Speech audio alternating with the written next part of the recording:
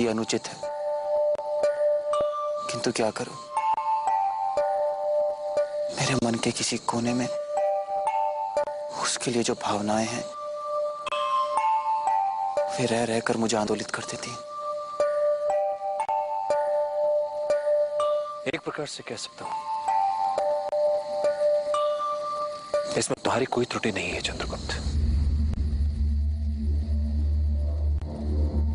तुम्हें मैंने सभी प्रकार की विद्याएं दी, किंतु अपने चित्त को संभालने के बारे में तुम्हें कोई ज्ञान नहीं दे पाया, विशेषकर ऐसी संवेदनशील भावनाओं को संभालने के बारे में।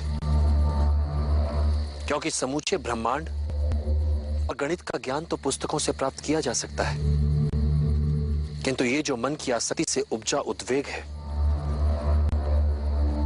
उसे अपने अनुभवों से ही समझा जा सकता है। मेरी ये दृढ़ मान्यता है कि बच्चों को पहले 5 वर्ष तक अपने हृदय का टुकड़ा मानकर भरपूर प्रेम देना चाहिए, तो अगले 5 वर्ष उन्हें कड़े अनुशासन में रखना चाहिए, और जब वे 16 वर्ष के हो जाए तो उन्हें अपना प्रिय मित्र मान लेना चाहिए। तो मेरी मान्यताओं के अनुसार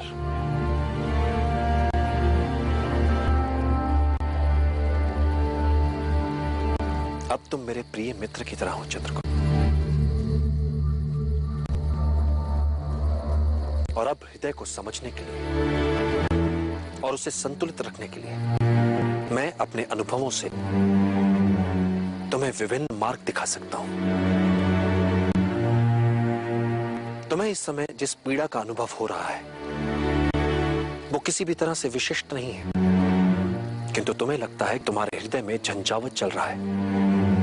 वैसी पीड़ा का अनुभव आज तक विश्व में किसी ने किया ही नहीं होगा,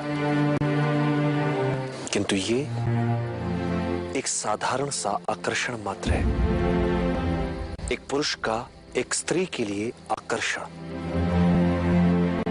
यदि इस आकर्षण और इस आकर्षण के प्रभाव को न किया गया तो इसके भयंकर दुष्परिणाम हो सकते हैं।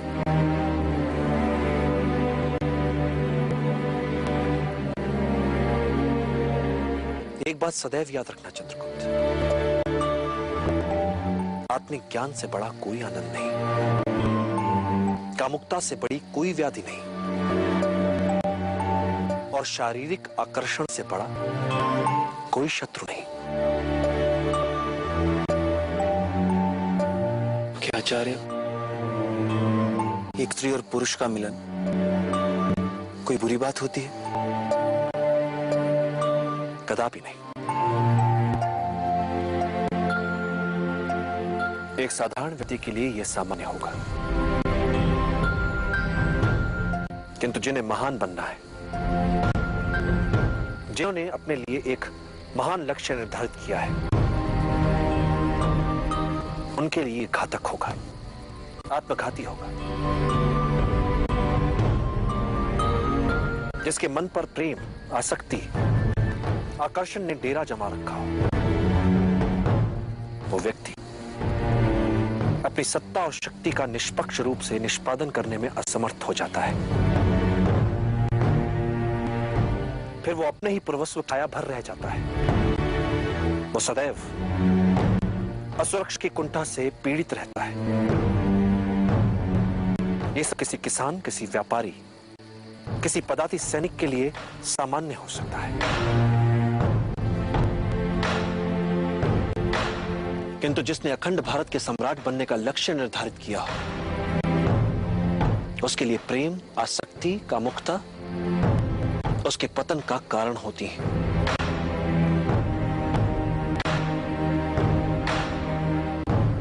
कभी कभी सोचता हूं आचार्य कि यदि इस लक्ष्य को पाने के लिए इतना भारी मूल्य ना चुकाना पड़ता तो। साधारण मूल्य चुकाकर यदि इतना बड़ा लक्ष्य मिल पाता